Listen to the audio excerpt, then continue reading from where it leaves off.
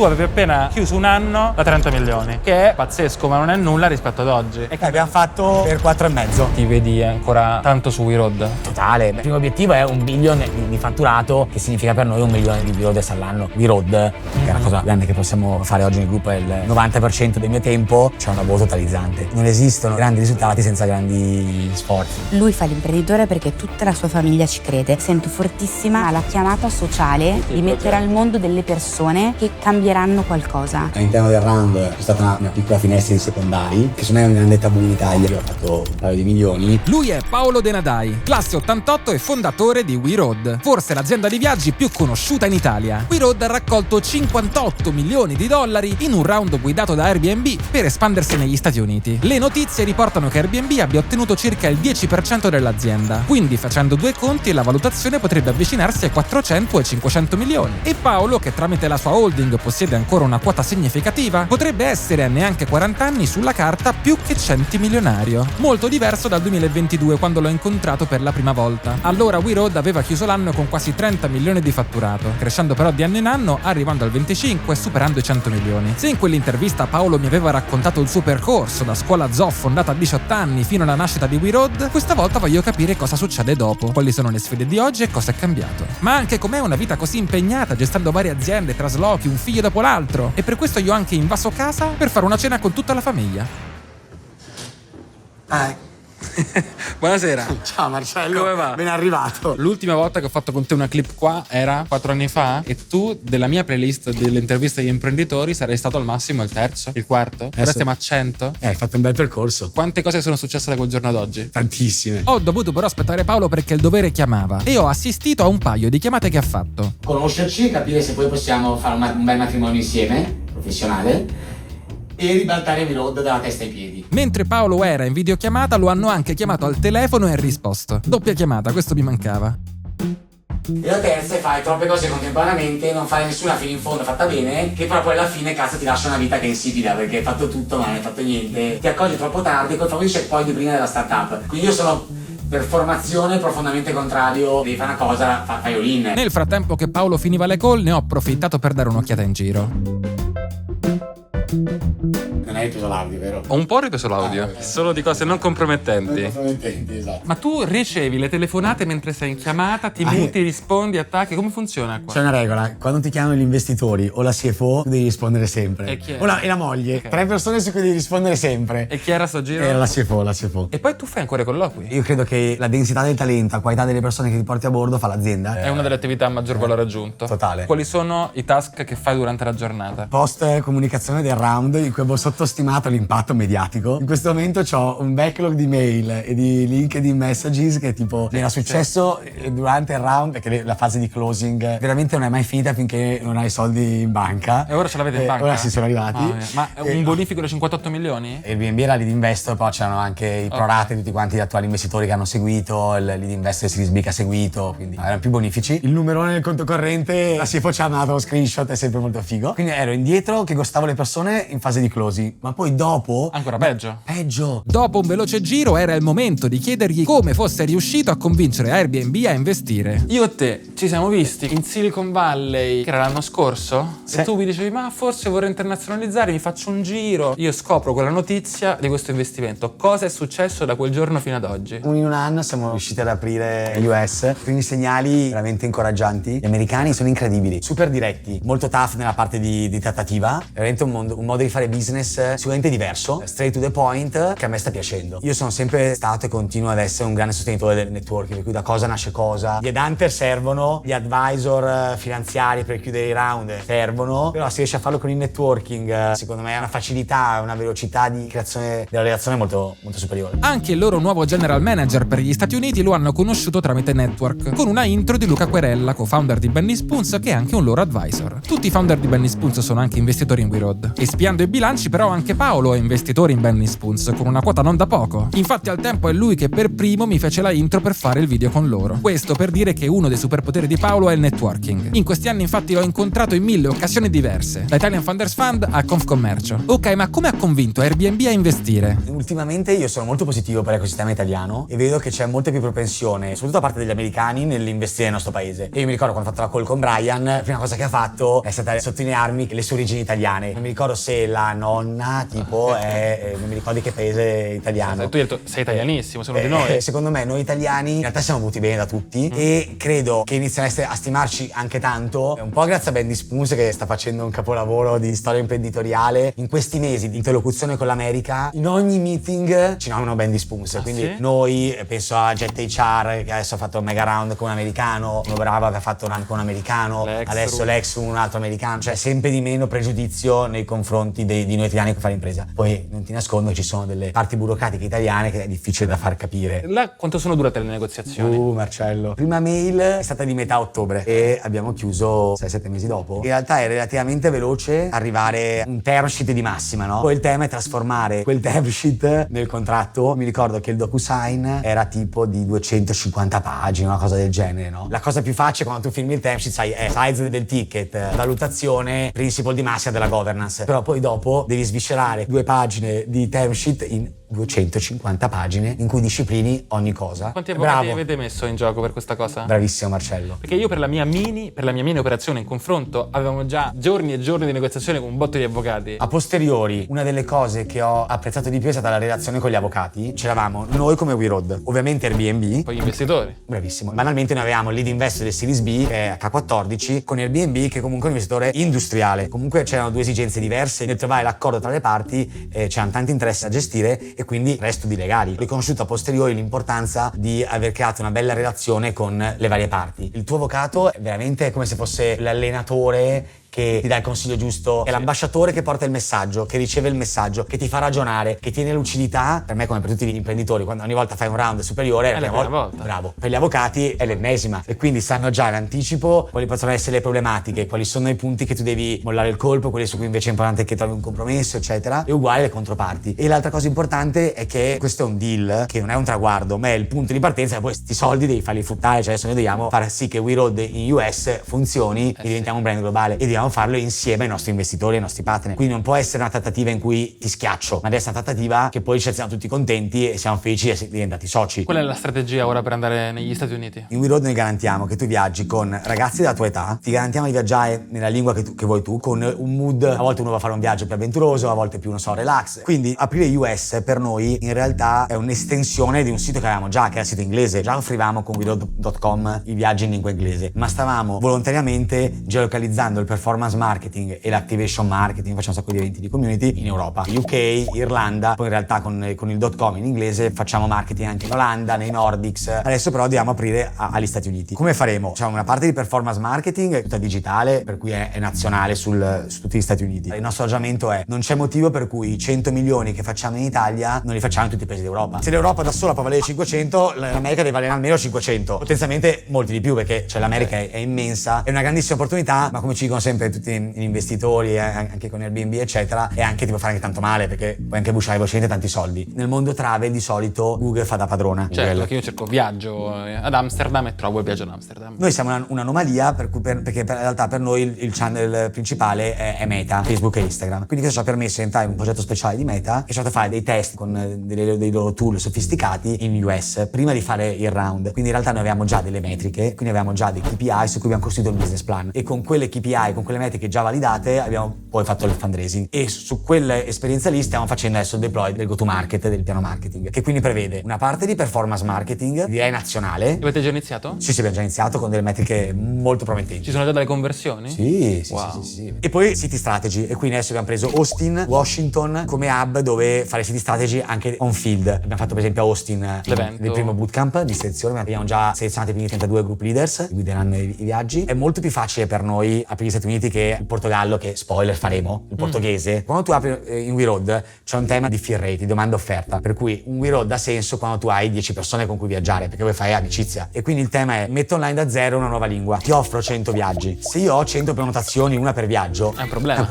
certo. Non posso confermare nessuno. Devo arrivare ad averne 10, 8 per viaggio per confermarlo. Quindi quando noi lanciamo un nuovo paese è tutto un tema di gioco di quante destinazioni metto, quante date, come le riempio. Invece per gli Stati Uniti è stato molto più facile perché abbiamo già il sito inglese e quindi noi abbiamo già online, cioè noi facciamo già migliaia di packs in inglese di WeRoaders. Quindi noi abbiamo già fate migliaia di packs in inglese. certo, con gli inglesi, con gli irlandesi, gli olandesi, gli svedesi. Insomma, WeRoad aveva già i viaggi in inglese, dove già facevano circa 10.000 passeggeri. E quindi per attaccare il mercato americano non avevano bisogno di ricreare l'infrastruttura, ma era tutto già pronto. Serve solamente fare pubblicità. L'Italia è il primo mercato, dove sono 100 milioni. Poi la Germania è il secondo mercato, poi abbiamo la Spagna, perché è quello che abbiamo aperto come primo mercato internazionale, Francia e UK a pari merito, dove facciamo un pochino meno di 10.000 packs. È una bella base su cui costruire quelli americani. Semplicemente si tratta di dire, ok, c'è il Giappone 360, noi possiamo avere 6 inglesi, un irlandese, un expat che vive a Dubai e 3 americani. Non è che devo mettere online da zero, e quindi quei 3 americani che sarebbero stati cancellati, sono stati solo loro 3, in realtà diventano l'11°, 12°, 13° partecipante di quel viaggio che già partiva. Adesso è il go to market US, la macchina di marketing e di localization. Io ti garantisco di poter fare nel tuo tempo libero l'attività che vuoi con nuovi amici. Da un evento nella tua città, sportivo di cena tendenzialmente, quindi, non so, running club la mattina, lo yoga, l'aperitivo, wine tasting, le cene, al weekend dietro casa, a il viaggio in Alaska, in Patagonia. Nei weekend la localization è fondamentale, per cui se tu sei un inglese è ovvio che il weekend per te, non so, in Scozia. Se sei un americano sarà ad Aspen. Infatti il nostro GM americano abbiamo convenuto che in una prima fase, lato US, ci concentriamo sul nostro cavallo di battaglia, che è il viaggio lungo raggio, più avventuroso. Come mai Airbnb dovrebbe investire su WeRoad? Intanto sono molto fiero perché è una grande validazione di quello che stiamo facendo. Quando ho fatto la call con Brian c'è stata grandissima sintonia di visione e la convinzione che più le AI e più i social diventano un elemento nella vita di tutti i giorni, quotidiano, c'è l'esigenza poi di in real life experiences, di connessioni, di sense of belonging. Ok, ma gli Stati Uniti sono il mercato più difficile al mondo. Come farà WeRoad con la competizione? Ci sono alcuni paesi che non hanno player, quindi sono competenti come Oceano Blu, altri dove ci sono dei player ma sono established, un po' più vecchiotti. In America 3 grandi player di riferimento che fanno cose simili. Il più grosso si chiama Intrepid Travel, che fa 1,2 bilioni, con Tiki, G-Adventure, Top Deck, Backroads. Però ci sono alcune sfumature diverse. Per noi 15 persone è la size giusta per conoscersi bene, trasformare degli sconosciuti in amici. Il fatto che il group leader non è la guida turistica, lui è quello che fa l'ice breaking, che fa la leadership del gruppo, far partire le conversazioni, di risolvere magari la parte logistiche su ragazzi la puntualità. Però poi quando sei a Machu Picchu c'è una guida del posto che ti spiega la storia di Machu Picchu, non è sua responsabilità, dorme con te, vive con te, è la prima volta che viaggia con te in quel paese, quindi c'è un'energia, una scoperta, no? Questo non ce l'hanno i competitor. No. Poi siamo full digital since the beginning, mentre altri magari erano dei player nati decenni fa che poi hanno provato a digitalizzare, il focus sulla fascia di età, il non mischiare le fasce di età, perché oggi noi siamo partiti 25-35, poi abbiamo aggiunto i 35 plus perché era cresciuta la nostra i repeaters e adesso abbiamo aggiunto i 18-25. Con quasi 60 milioni per attaccare un mercato nuovo, è possibile buttare i soldi in maniera poco efficiente. Per cui quali sono i KPI che guarda Paolo? KPI sta per Key Performance Indicator, cioè un modo figo per dire quali sono i dati che vogliamo misurare per dire che abbiamo successo. Può essere il fatturato, può essere il costo di acquisizione di un cliente, può essere il margine operativo, un sacco di cose. Uno scenario positivo da qui ad un anno, quale sarebbe per il mercato US? Ci ha chiesto anche il nostro board, quindi sono preparato. Diciamo che non ho dubbi sul quality rate dei viaggi. Sarei molto sorpreso se andasse male dal punto di vista di feedback dell'esperienza. Quindi il KPI che noi guardiamo è conversion rate. La Germania è il nostro secondo mercato. Noi ci aspettiamo delle metriche sensibilmente migliori di conversion rate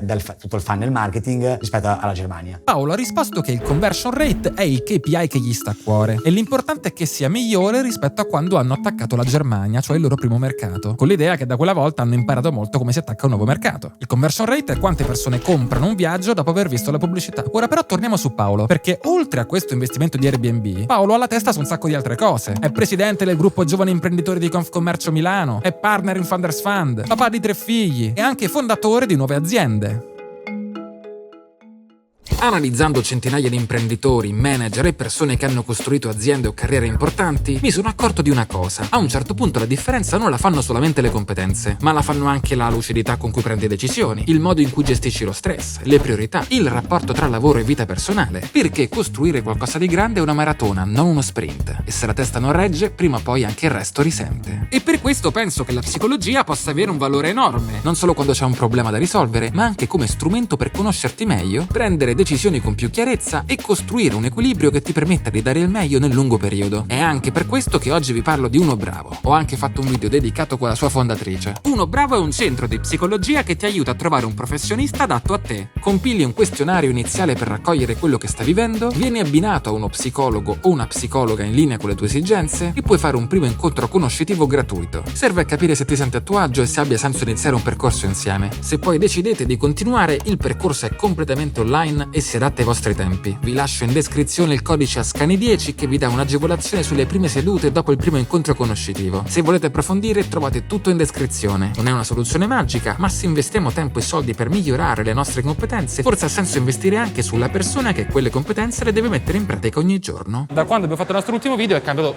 1 miliardo di cose. Facciamo l'elenco di tutte le cose che sono successe. Tu avevi appena chiuso un anno da 30 milioni, che è pazzesco, ma non è nulla rispetto ad oggi. E che abbiamo fatto per 4,5. Era nelle tue aspettative? Veramente volevo essere un pochino più ambizioso. Ragazzi, stiamo facendo impresa in degli anni veramente complessi, Guarda che c'è stato il Covid, guerra in Ucraina, i dazi, l'inflazione, la guerra in Iran, il terrorismo mediatico, mancano il carburante. Il kerosene, sì. Quindi sono stati anni complessi, quindi in realtà comunque aver fatto per 4,5 in 3 anni, in questi anni qua, sono molto orgoglioso. E poi da quando ci siamo conosciuti abbiamo lanciato Brum Patenti. Brum Patenti, di cui sono anche investitore. Brum nasce dal fatto che in moltissimi paesi il processo dell'autoscuola è stato innovato e digitalizzato. In Italia invece siamo ancora fermi agli anni 90 e per questo è nata Brum Patenti, guidata da Luca Cozzarini. Cioè, per farti capire, in Francia, Ornicar, Ed è il Brum francese. Brum francese, c'è andata KKR dentro, uno dei più grandi colossi del venture mondiale. Diciamo che le autoscuole di nuova generazione in Francia coprono metà del mercato. Ok. Ornicar faceva il 30% del mercato totale. Si è appena comprata, notizia recentissima, il player numero 2, quindi messo in mano al 100% delle patenti. Questa cosa qua fa sì che in Francia la patente costa la metà che in Italia. Ovviamente nel momento in cui tu efficienti il processo e usi il digitale per rendere molto più facile la parte burocratica, gli step, per permettere all'utente anche un costo molto minore. E poi c'è un altro tema, la preparazione dei ragazzi. Se tu guardi il tasso di bocciati degli ultimi anni degli esami di guida, è aumentato sensibilmente. Si è girato al 40% il tasso di bocciati, perché c'è una legge folle del 95, mai abrogata, che vieta l'e-learning. Certo. Quindi ascolta bene l'assurdità. Io, autoscuola certificata, sono obbligato a fare le lezioni in presenza, fisiche. Certo, io l'ho fatto ok? in presenza. Quindi noi, in tutte le nostre autoscuole, noi ogni mercoledì alle 14 abbiamo il nostro istruttore che fa, l'insegnante che fa le lezioni. Non viene quasi nessuno. La cosa assurda è che l'autoscuola ha l'obbligo di fare la lezione in presenza. Lo studente non ha l'obbligo di partecipare. E quindi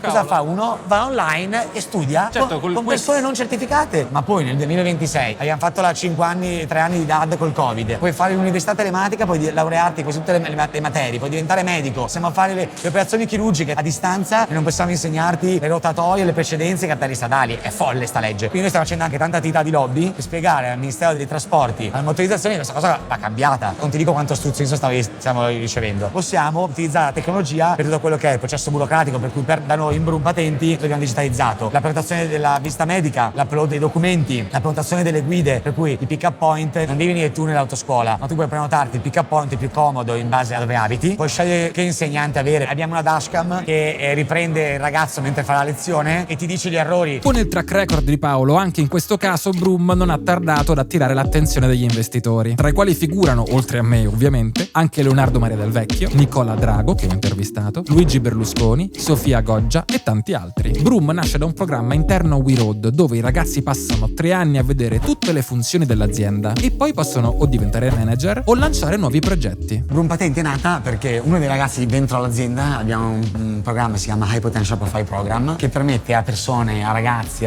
dell'alto potenziale di vedere ogni 6 mesi una funzione diversa dell'azienda, avere diretto accesso come per la mentorship di un C-level e alla fine del percorso poter prendere in mano o una loro azienda o una unit aziendale. Luca Cozzarini, il co-founder con me di Brum, lavorava in WeRoad e alla fine del percorso di High Potential Profile l'ha superato, perché comunque non è scontato, è un programma molto intenso. Lui quanti anni ha? Lui è del 97, ha fatto 3 anni con noi con questo High Potential Profile Program. Vedi il finance, vedi l'operation, vedi il tech, vedi il sales, vedi il marketing, vedi l'HR. Alla fine di questo percorso abbiamo deciso di lanciare Brum. Un altro ragazzo, Vanni Mautino, anche lui ha fatto questo programma qua, ha guidato WeRoad X, che praticamente vale metà del nostro fatturato. Trovo che fare innovation dentro a un'azienda sia sempre complesso. Devi avere una persona che ha piena ownership del nuovo progetto da lanciare e che deve agire separato dai processi aziendali. Quindi o sfocia lancia una nuova unit dentro un'azienda che già esiste o lancia una nuova startup. Nel caso di Luca ha lanciato Brum Patenti. È un po' un modo per trovare anche dei nuovi executive questo programma? E ci forniamo, bravissimo, e ci forniamo in casa la nuova leadership. Ma come fa Paolo a gestire tutto? Scuola Zoo, We Road, Broom, la famiglia e il tempo libero? Beh, in questo momento il mio focus è We Road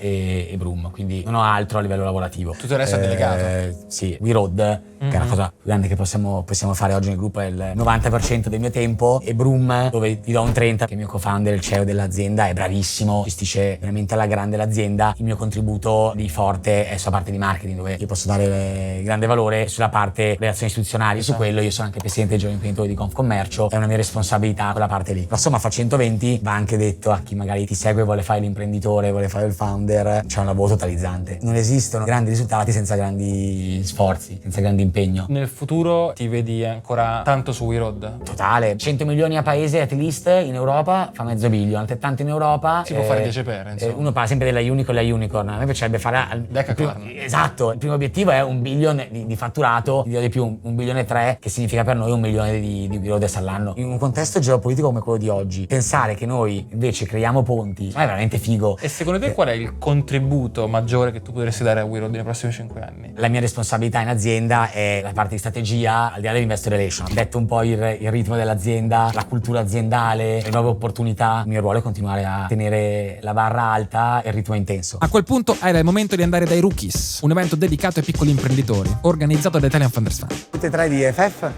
oggi. Jet HR, io col cappello di Broom e Pillar. Eccoci. Eccoci qua. Da un secondo, arrivo subito. Ma qualcuno paga l'affitto se voi siete ospiti? No, io pago un pezzo. O paghi il service forse? Secondo me siete nostri ospiti, adesso indagino. Ma voi pagate l'affitto per essere qua? Ah, quindi l'affitto sono nostri ospiti. Quindi sono spasso pure io. E non ti pagano neanche la speaker fee.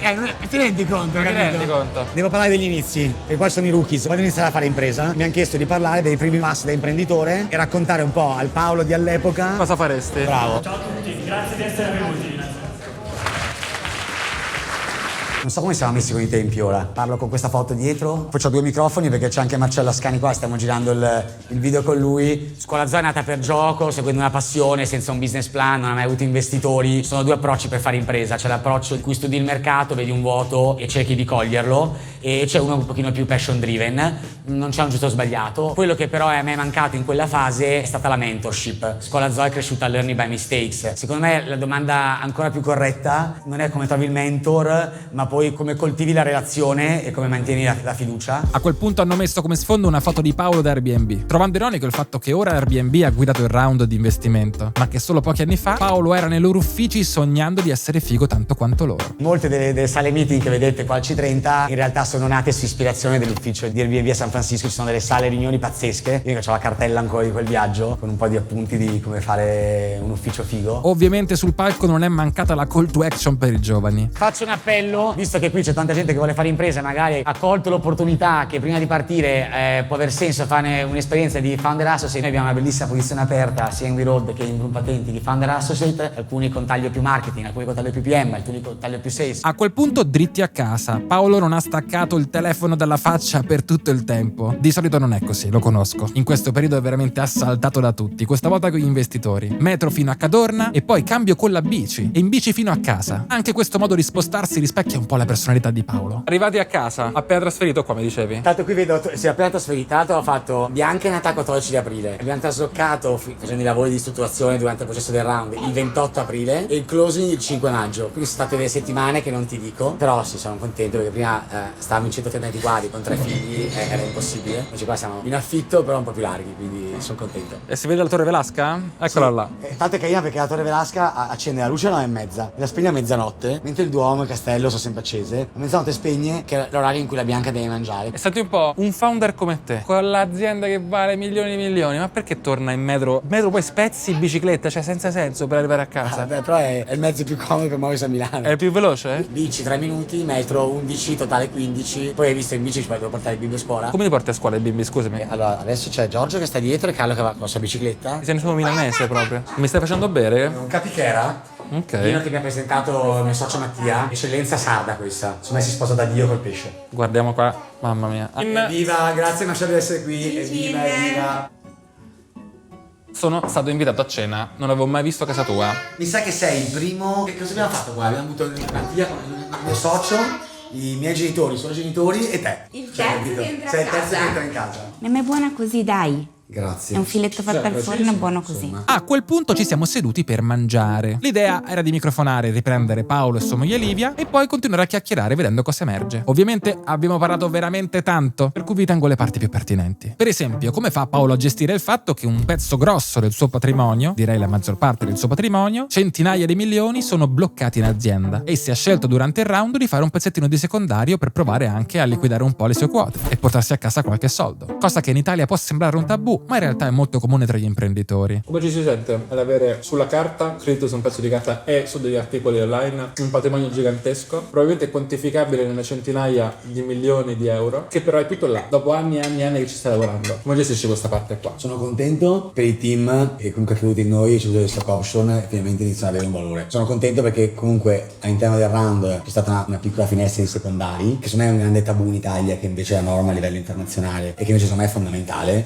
perché comunque il grosso del valore è un paper, però dopo un periodo molto intenso in cui comunque hai lavorato, hai spinto, si è dato business, che comunque per arrivare al round vuol dire che il business sta funzionando, poi hai spinto per arrivare al closing, perché è una roba di un'intensità devastante, e il fatto che poi in quel momento lì ricevi del capitale per continuare a crescere l'azienda, ma ricevi anche tu, da io founder ai miei co-founder agli employees che avevano delle stock option, hanno la possibilità di remunerare qualcosa. Noi abbiamo fatto dei secondari da qualche centinaia di migliaia di euro di employees, io ho fatto un paio di milioni, che ti permette magari di avere una casa un po' più grande, stasera se non cena con te c'è la tata, devo chiedere alla Livia di essere di portare il peso di più cose, poi porta a casa lo stress, lei facendo HR mi dà un sacco di consigli, quindi deve fare il suo lavoro, fa moglie la mamma e poi il mio lavoro perché fa l'advisor per noi praticamente. Però in Italia secondo me è una cosa che è un po' un mezzo tabù, non tutti gli investitori la vedono bene, perché io in realtà ero il contrario, perché poi ovviamente se tu oggi vendi e stai rinunciando a un pezzo di guadagno domani, e quindi ero un po' contrario quando i miei investitori mi hanno suggerito,